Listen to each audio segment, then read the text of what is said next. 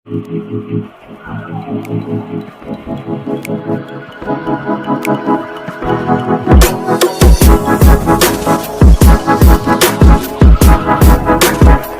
kembali lagi bersama saya di sini, Pak Arnold Simbolon.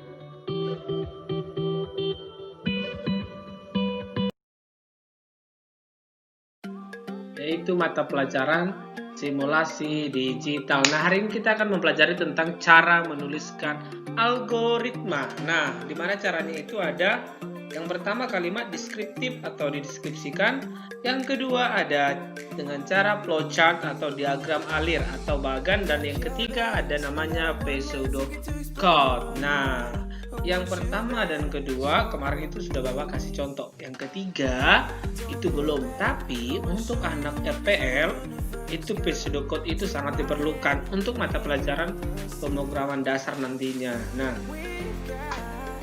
walaupun yang flowchart sudah dipelajari, ya kan? Nah, mari kita lanjut dan kita buka satu persatu bagian yang pertama, kedua, dan ketiga. Oke, mari kita lanjut.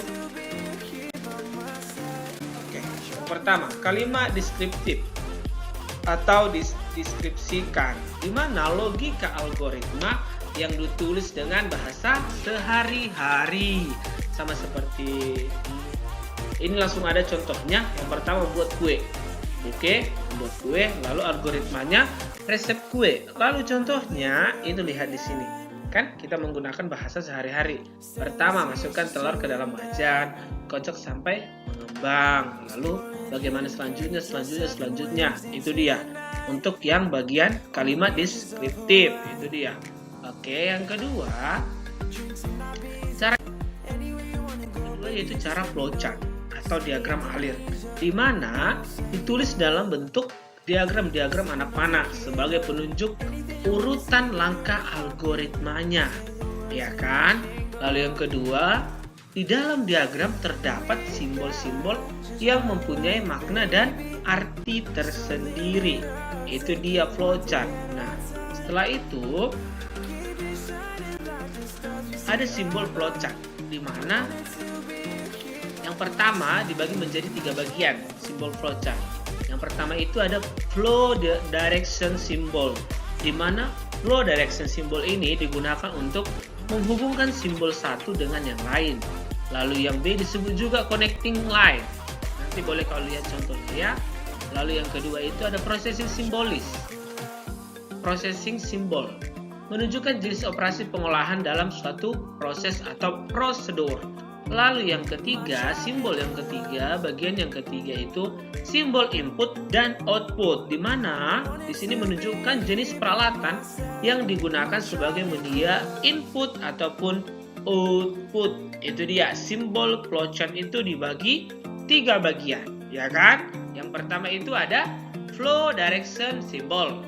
Yang kedua itu ada processing symbol. Yang ketiga ada simbol input dan output. Itu dia. Oke, mari kita lanjut. Nah, kita bahas satu-satu, yaitu flow direction symbol. Ini jenisnya yang pertama. Jenis yang pertama itu dinamakan simbol arus atau flow, di mana simbol yang menyatakan jalannya arus suatu proses. Nanti ini mungkin penghubung dari bagian pertama, bagian kedua. Nanti di tengah-tengah itu kan ada garis tanda panah, ke atas, ke samping, ke atas kembali, atau bagaimana. Oke, lalu simbol yang kedua ini dia bentuk lingkaran, dinamakan simbol communication link, di mana simbol yang menyatakan transmisi data dari satu lokasi ke lokasi lain. Itu dia. Lalu yang simbol ketiga itu dinamakan simbol konektor. Konektor, simbol yang menyatakan sambungan dari proses ke proses lainnya dalam halaman yang sama. Lalu simbol yang keempat, ini bentuk petir, simbol offline connector, dinamakan simbol offline connector, simbol yang menyatakan sambungan dari proses dalam halaman yang berbeda. Itu simbol flowchart yang pertama. Bagian yang pertama itu ada 4. Oke, simbol arus atau flow, yang kedua simbol communication link, yang ketiga simbol konektor, yang keempat simbol offline connector. Itu yang bagian pertama, yaitu flow direction symbol. Oke, masuk kita ke bagian yang kedua, processing symbol. Processing symbol ini ada 8 bagian. Oke, yang pertama itu dinamakan simbol proses. Itu bentuknya seperti yang kamu lihat, yang lagi bergoyang-goyang ya kan. Simbol yang menyatakan suatu proses yang dilakukan oleh komputer. Lalu simbol yang kedua, ini dia. Simbol ini dikatakan simbol manual. Simbol yang menyatakan suatu proses yang tidak dilakukan oleh komputer. Lalu simbol yang ketiga dinamakan simbol decision. Simbol yang menunjukkan suatu kondisi tertentu yang akan menghasilkan dua kemungkinan jawaban, yaitu ya atau tidak. Berarti masih ragu-ragu, kita masih mengingat-ingat, ya kan? Makanya jawabannya antara ya atau tidak. Lalu yang keempat itu ada dinamakan simbol predefined process.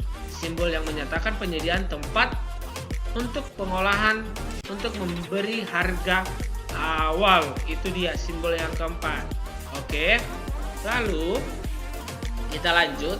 Simbol berikutnya itu ada dinamakan simbol terminal. Simbol yang menyatakan awal atau akhir suatu program. Nah, nanti di anak RPL ini akan dibahas. Tapi kan kita belajar tentang simulasi digital, jadi kita akan bahas sekilas ya kan.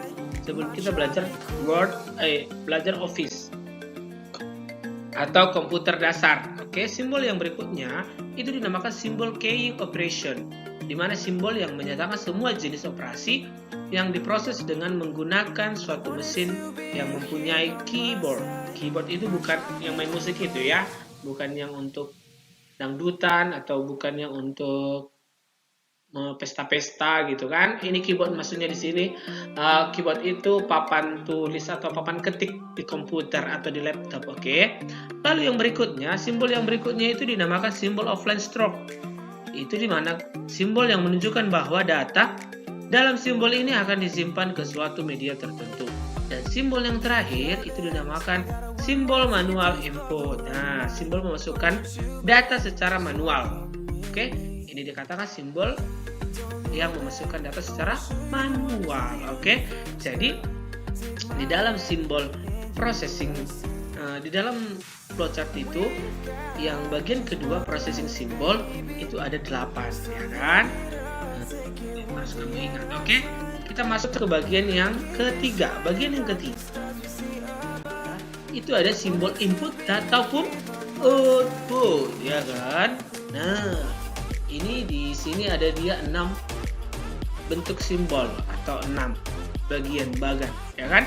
Nah, bagian yang pertama atau simbol yang pertama dinamakan simbol input ataupun output, yang dimana simbol yang menyatakan proses input atau output tanpa tergantung jenis peralatannya. Nah, simbol yang kedua dinamakan simbol punched card. Simbol yang menyatakan input berasal dari kartu.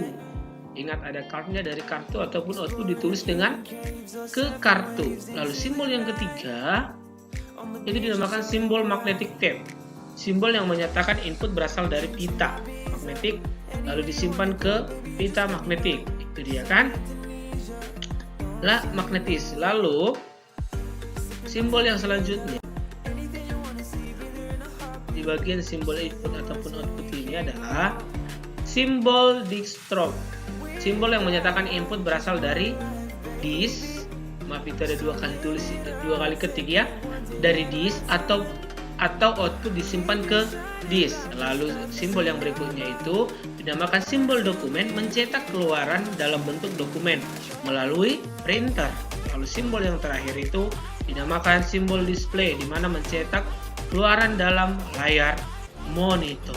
Itu dia bentuk-bentuk simbolnya. Ada 3 bagian, ya kan?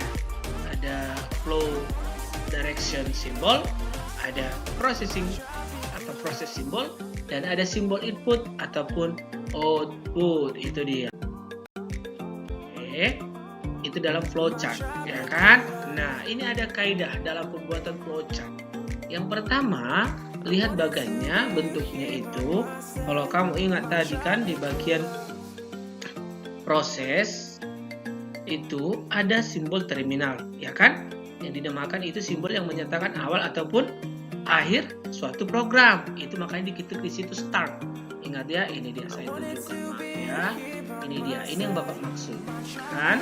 Di sini ada start. Oke. Lalu yang kedua itu bentuk kotak. Kita masih di simbol processing symbol, di mana itu ada simbol kedua di input itu. Oke, bagian kedua itu dinamakan simbol yang menyatakan suatu proses yang dilakukan oleh komputer. Nah, kita input apapun nanti kita input ya kan. Lalu di sini tetap dia bentuk kotak karena ada prosesnya. Lalu ada keluarannya atau outputnya. Lalu ada N, ya kan? Ingat bagiannya tadi, kalau bentuknya seperti ini, awal dan akhir itu sama. Ini dia. Nah, ini kaidahnya ya. Jangan kamu lupa. Oke, nanti karena ini juga nanti salah satu keluar ketika kita UTS. Oke. Nah, itu kaidah pembuatan flowchart. Oke. Lalu di sini ada Bapak kasih, ya kan? Contohnya itu bisa kamu lihat di situ langsung ada contoh apa namanya, proses algoritma bentuk teks dan bentuk gambar, di mana gambar itu bentuk bagan yang ada diagram alir, bentuk diagram alir. Sebelah kanan itu ya, sebelah kirinya bentuk teks. Oke. Boleh kamu lihat dulu yang bentuk teks. Bentuk teks itu kan. Oke, sama-sama kita baca ya. Ketik atau tulis surat, ya kan? Lalu siapkan amplop, ya kan? Nah, itu dia, siapkan amplop. Nah, lalu siapkan sampul surat ataupun amplop. Lalu yang kita ke teks dulu ya, sebelah kiri ya. Masukkan surat ke dalam amplop yang tersedia. Lalu lem amplop surat dengan baik. Lalu tuliskan alamat pengirim surat. Jika tidak ingat, lebih dahulu ambil buku alamat dan cari alamat yang dituju. Lalu tulis alamat amplop surat. Ingat ya, ada kata jika tidak diingat ya kan. Nah, yang berikutnya, beli dan tempelkan perangko pada amplop. Yang terakhir itu pergi ke kantor pos dan bawa surat untuk diserahkan pada pegawai pos, ya kan? Nanti mereka yang mengirimkan. Lalu itu nanti ada kata selesai di situ ya, maaf ya. Nanti di situ ada kata selesai. Baru kita ke kanan. Nah, ke kanan karena ketika tulis surat ya kan. Berarti itu kita mulai, ya kan? Gambarnya itu mulai. Lihat di sini ya. Saya tandai ya. Nah, lihat di sini. Ini katanya tandai. Tandai. Ini mulai. Berarti ya kan simbolnya seperti ini. Ya kan? Seperti simbol terminal. Di mana simbol terminal dikatakan simbol yang menyatakan awal atau akhir suatu program, ya kan? Nah, ini dia. Lalu ini tadi pakai bentuk flow, ya kan, ke bawah. Itu proses menulis surat, ya kan? Kita proses tulis surat, lalu ada prosesnya ambil amplop surat. Lalu prosesnya masukkan surat ke amplop. Prosesnya lagi lem amplop surat, ya kan? Ini proses mengirim surat loh. Lalu prosesnya ini dia, ketika kita ingin menuliskan alamat, kita kan mau kadang-kadang lupa, kadang-kadang ingat ya kan. Makanya jika tidak ingat kita ambil dulu bukunya, atau kita cek dulu dari HP kita, ya kan. Makanya bentuknya seperti ini, ya kan. Simbol apa ini? Simbol decision, ya kan. Dimana katanya simbol itu yang menunjukkan suatu kondisi tertentu yang akan menghasilkan kemungkinan jawaban ya atau tidak, ya kan. Lihat tanda panahnya ke kanan, ini tanda panah ke sini. Kita cari alamat terlebih dahulu, ya kan. Setelah kita cari, oke, lihat tanda panah ke sini lagi. Kan ada tanda panah dari mengingat alamat itu kan. Kita tulislah kembali alamat pada amplop. Bentuknya kotak, ya kan. Kenapa bentuknya kotak, Pak? Bentuk apa itu? Simbol proses, ya kan. Lalu di sini setelah itu tempelkan. Apa ditempelkan di sini? Ya kan, tempelkan perangko. Lalu kirim melalui apa? Melalui pegawai pos, ya kan. Kita serahkan, ini dia. Ini maksud Bapak, kirim melalui ya. Udah. Lalu yang terakhir itu selesai. Udah, itulah proses mengirim surat bentuk teks atau deskriptif dan bentuk flowchart atau bagan alir. Itu dia. Oke. Masuk kita ke bagian yang ketiga. Oke, di mana bagian itu dikatakan pseudo code. Nah, ini untuk anak RPL, ini mereka lebih dalam dan harus lebih dalam karena mereka tujuannya untuk membuat program. Makanya di situ nanti mereka ada itu pemrograman dasar atau prodas, itu mata pelajarannya. Cuman untuk tata busana farmasi kita hanya sekilas, karena mana tahu kalian nanti membuat bahkan tutorial atau tutorial. Nah, itu kan untuk memudahkan untuk membuat sesuatu produk. Nah, jadi kamu bisa gambarkan terlebih dahulu, oke? Nah, ini yang kita bahas ini, metode kode ini, sebuah kode yang digunakan menulis sebuah algoritma dengan cara yang bebas, yang tidak terikat dengan bahasa pemrograman tertentu. Itu dia, pseudocode berisikan langkah-langkah untuk menyelesaikan suatu permasalahan. Sama semua kan? Maaf, itu hampir ya, bukan hampir. Ya kan? Iya, biasa salah ketik, tipu ya kan? Hampir sama dengan algoritma, hanya saja bentuknya sedikit berbeda dari algoritma. Lalu yang ketiga, pseudocode menggunakan bahasa hampir menyerupai bahasa pemrograman. Lalu yang ketiga itu, selain itu biasanya juga menggunakan bahasa yang mudah dipahami secara universal itu, tapi lebih ringkas dari algoritma. Itu harus kamu ingat dari pseudocode. Oke. Lalu contoh itu ini seperti ini. Jadi pseudocode itu juga punya rumus, ada if, ada head, ada else, ada error. Itu dia. Oke.